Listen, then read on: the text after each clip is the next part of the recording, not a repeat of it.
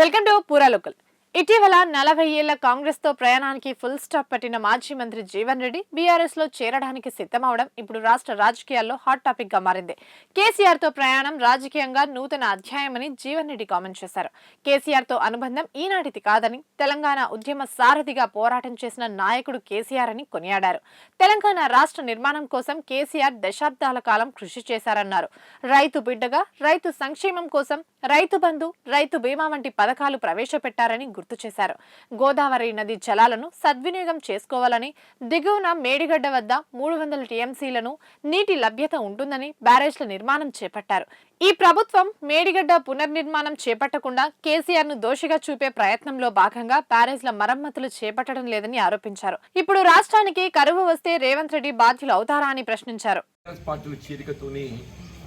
నూతన అధ్యాయం ఆరంభం కాబోతుంది.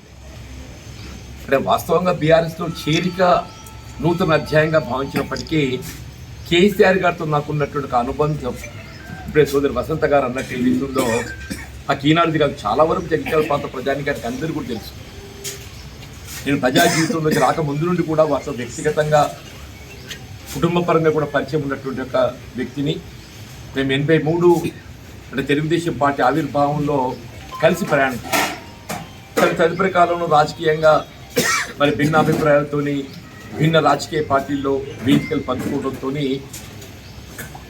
భావాలు ఒకటైనా కానీ భిన్న వేదికల్లో కొనసాగడం జరిగింది.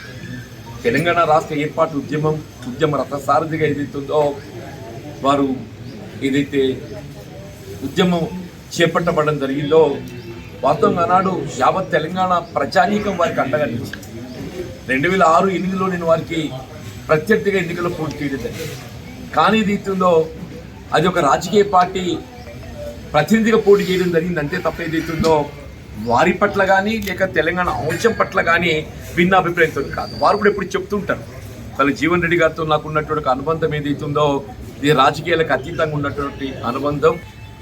మానసిక ఒత్తిళ్లు ఇలా జరుగుతున్నటువంటి పరిణామాలు ఇవన్నింటి దృష్టి ఏదైతుందో ఇలా కాంగ్రెస్ పార్టీ వీడే పరిస్థితి ఎదురు కావటం, ఇలా కాంగ్రెస్ పార్టీ వీడిన పరిస్థితుల్లో ఏదైతుందో మరి కేసీఆర్ గారు వారితో కలిసి ప్రయాణం చేసే విధంగా నన్ను ఏదైతే ఆప్తుడిగా వారి దగ్గర తీసుకోవడం ఏదైతుందో నిజంగా నేను వారికి ఆ భావి జీవితం భవిష్యత్తు అంతా నేను రుణపడి ఉంటా అని చెప్పి అంటున్నాను.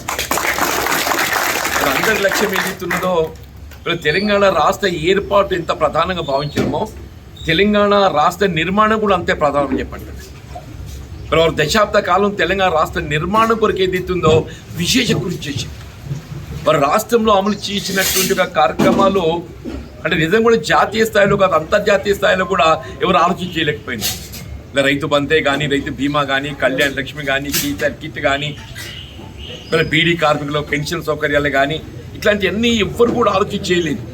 వారు ఒక రైతు బిడ్డ ఏదైతుందో ఇలా రైతు సంక్షేమాన్ని కాంక్షించే వాడిగా ఇవన్నీ వారు ఆలోచించి తెలంగాణ నిర్మాణానికి తోడ్పడతామని చెప్పని కార్యక్రమాలకు రూపకల్పన చేయడం జరిగిందని చెప్పండి. ఇలా ప్రాజెక్టుల నిర్మాణంలో కూడా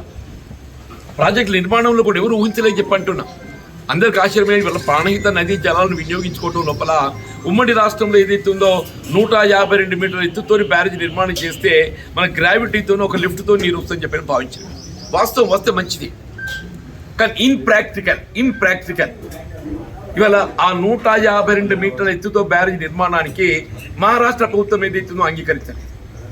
మహారాష్ట్ర ప్రభుత్వం అంగీకరించలేకపోవడంతో మనం ఏదైతుందో కాలం వృధా చేయలేము.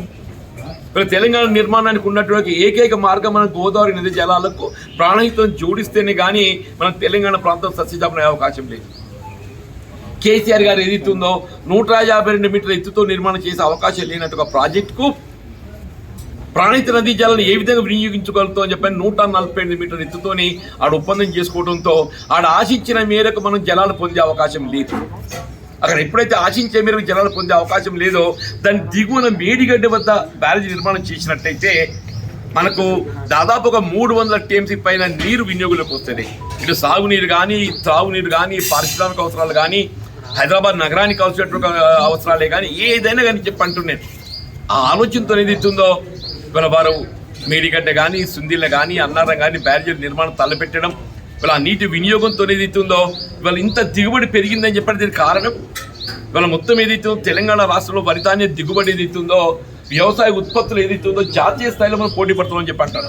పంజాబ్ హర్యానాతో పోటీ పడుతున్నామని చెప్పి అంటున్నాం. దీనికి అంతటి కారణం ఏదైతుందో మనకు కావాల్సినటువంటి సాగునీటి వనరులు ఏదైతుందో మనం చేసుకోవడం చెప్పి అంటున్నాను. సరే ఏదైనా కానీ ఇలా అనుకోని ప్రకృతి సరే మేడిగడ్డ బ్యారేజ్ కొంత టెక్నికల్ ల్యాప్సెస్ తోని కురింగిపోయింది. టెక్నికల్ ల్యాప్సెస్ సహజం. వాళ్ళ SLBC ఉందే శ్రీశైలం లెఫ్ట్ బ్యాంక్ కెనాల్ నిర్మాణ దశలో ఏదైతుందో అది కృంగిపోయి ఒక 8 మంది అసలు భాషల కార్మికులు. SLBC ఏదైతుందో నిర్మాణ దశలో కృంగిపోయి 8 మంది కార్మికులు అసలు భాషలు. కనీసం వాళ్ళ శవాలను కూడా వెలికి తీయలేకపోయింది ఈ ప్రభుత్వం. వాళ్ళ శవాలను కూడా వెలికి తీయలేకపోయింది.